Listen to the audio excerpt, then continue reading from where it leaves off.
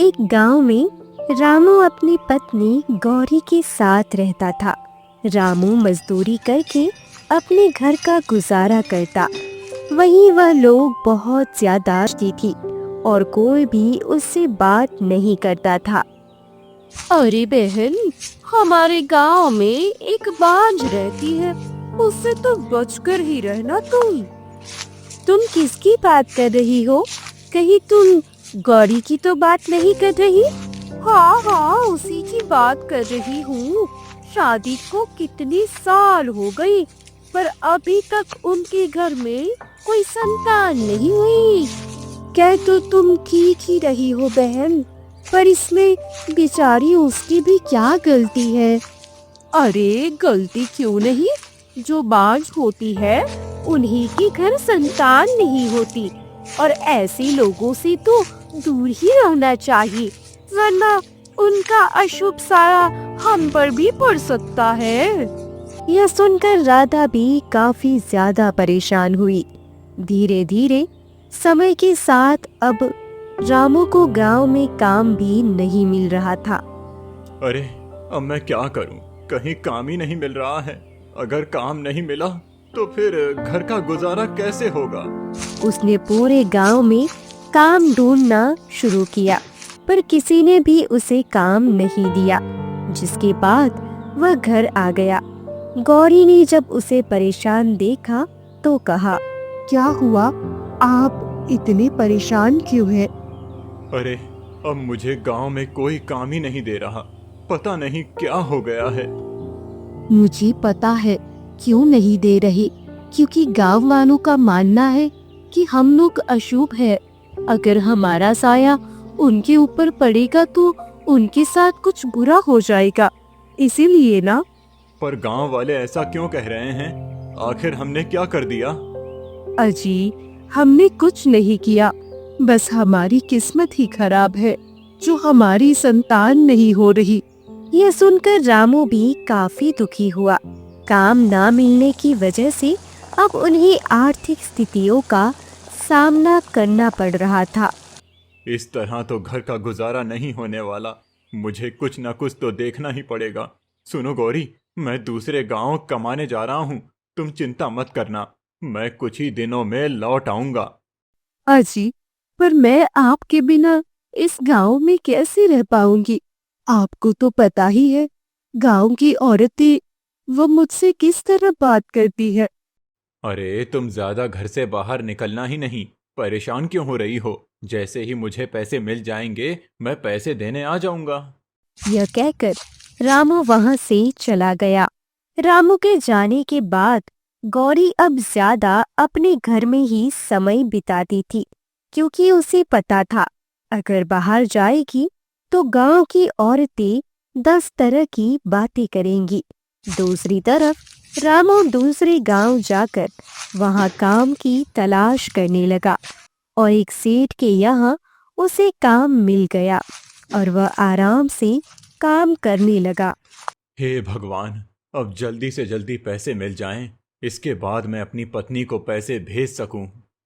एक दिन रामू काम कर रहा था, तभी अचानक उस सेठ ने जब यह देखा तो काफी ज्यादा घबरा गया और उसे अपने घर लेकर आया। जब रामू को होश आया तो उसकी याददाश्त चली गई थी और उसने कहा, मैं कौन हूँ? मैं यहाँ क्या कर रहा हूँ?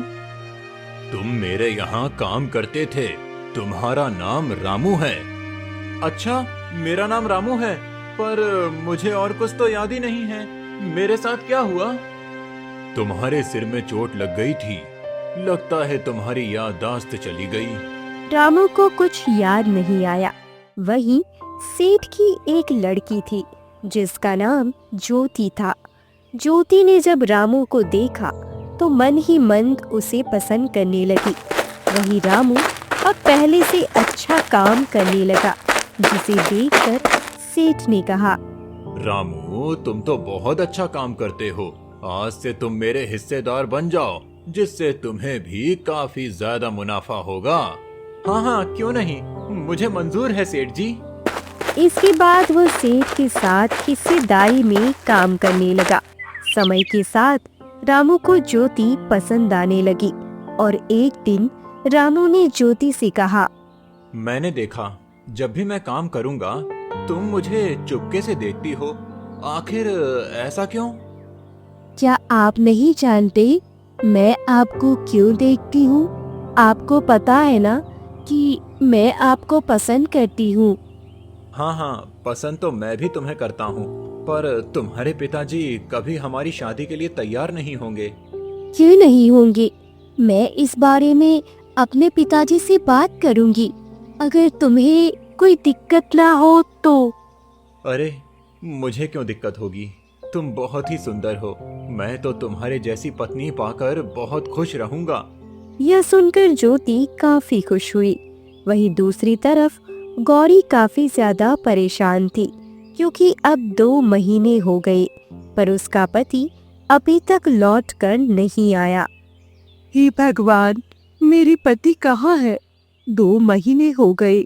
अगर मेरे पति लौट कर नहीं आए तो मैं क्या करूंगी? किस तरह गुजारा करूं? अब तो मेरे घर अनाज में नहीं रहा।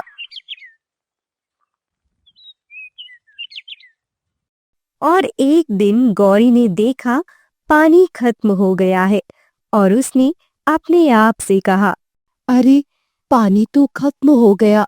ऐसा करती हूँ, नदी से जाकर पानी ले आती हूँ।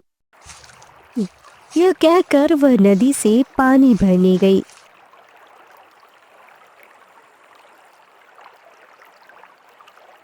तभी वहां उसे सीमा मिली। सीमा ने जब गौरी को देखा तो मुंह बनाते हुए बोली, अरे, तुझसे कितनी बार कहा है कुएं से पानी लिया कर, नदी पर क्यों आती है? क्या पूरा नदी का पानी सुखाना चाहती हो? तुम ऐसा क्यों कह रही हो? अगर मैं नदी से पानी ले लूंगी तो क्या हो जाएगा? अरे, तू बांझ है, बांझ। अगर नदी से पानी लेगी तो नदी सूख जाएगी, इसलिए कह रही हूँ। यह सुनकर गौरी काफी दुखी हुई और वहां से चली आई। घर आने पर वह जोर जोर से रोने लगी। हे भगवान, आपने मुझे कोई संतान क्यों नहीं दी? अगर कोई संतान दी होती तो मुझे इतना दुख नहीं सहना पड़ता। इसके बाद गौरी अब रोजाना पूजा करने मंदिर जाने लगी और भगवान से एक ही प्रार्थना करती कि उसका पति जल्द से जल्द आ जाए। वहीं दूसरी तरफ रामू आराम से रह रहा था। एक दिन ज्योति ने अपने पिता सेठ से कहा, पिताजी, मुझे आपसे कुछ कहना है। हाँ हाँ, बताओ बिटिया, क्या कहना है? हमारे यहाँ जो रामू काम करता है, मैं उससे प्यार करने लगी हूँ और उससे शादी करना चाहती हूँ। अगर आपको कोई एतराज ना हो। अरे मुझे क्या एतराज होगा, वो लड़का काफी अच्छा है। यह सुनकर ज्योति काफी ज्यादा खुश हुई और इसके बाद सेठ ने ज्योति और रामू की शादी करा दी। अब वह लोग आराम से रहने लगे। धीरे धीरे समय गुजर रहा था। समय के साथ वहीं दूसरी तरफ अब गौरी काफी ज्यादा दुखी हो चुकी थी। वह नवरात्रि शुरू हो चुकी थी, जिस वजह से वह भी रोजाना मंदिर जाया करती। और एक दिन पुजारी ने गौरी से कहा, मैंने तुम्हें देखा है, जब भी तुम मंदिर जाती हो बहुत दुखी रहती हो। क्या हो गया? अब क्या बताऊं पुजारी जी, आपको तो पता ही है मेरी कोई संतान नहीं है। वही मेरे पति को गांव में काम भी नहीं मिल रहा था, जिस वजह से वो दूसरे गांव गए और अभी तक लौट कर नहीं आए, जबकि उन्हें गए तो 2 साल हो गए हैं। अच्छा, तो ऐसी बात है, इसीलिए तुम इतनी दुखी रहती हो। हाँ हाँ पुजारी जी, क्या कोई तरीका नहीं है जिससे मेरे पति घर आ जाए? हाँ हाँ, एक तरीका है। नवरात्रि शुरू हो गई है, अगर तुम माँ दुर्गा की स्थापना करके व्रत रखोगी और फिर नवमी वाले दिन कन्याओं को भोज कराओगी तो शायद माँ दुर्गा तुम्हारी मनोकामना पूरी कर दें। क्या ऐसा हो सकता है पुजारी जी? हाँ हाँ, क्यों नहीं। माँ दुर्गा बहुत ही दयालु हैं। वो अपने भक्तों पर जरूर कृपा करती हैं। तुम करके देख लो। यह सुनकर गौरी काफी खुश हुई और वह अपने घर आ गई। घर आने के बाद उसने नवरात्रि की धूमधाम से तैयारी शुरू कर दी, पर उसके पास पैसे नहीं थे, जिस पर वह थोड़ी दुखी हुई। मेरे पास तो पैसे ही नहीं, क्या करूं? कैसे पूजा का सामान आएगा? गौरी को कुछ समझ नहीं आ रहा था। तभी उसने एक संदूक उठाया। उसमें एक सोने की अंगूठी पड़ी हुई थी। अंगूठी को देखकर उसने कहा, इसी अंगूठी को बेच देती हूँ। इससे मुझे पैसे मिल जाएंगे, जिससे घर का गुजारा भी हो जाएगा और माता रानी की पूजा भी हो जाएगी। यह कहकर गौरी ने उस अंगूठी को बेच दिया और सारा पूजा का सामान ले आई।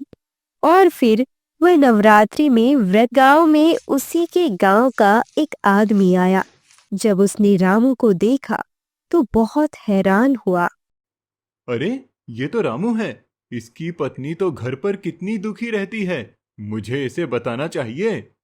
यह कहकर मदन रामू के पास आया और बोला। अरे रामू, तुम यहाँ पर?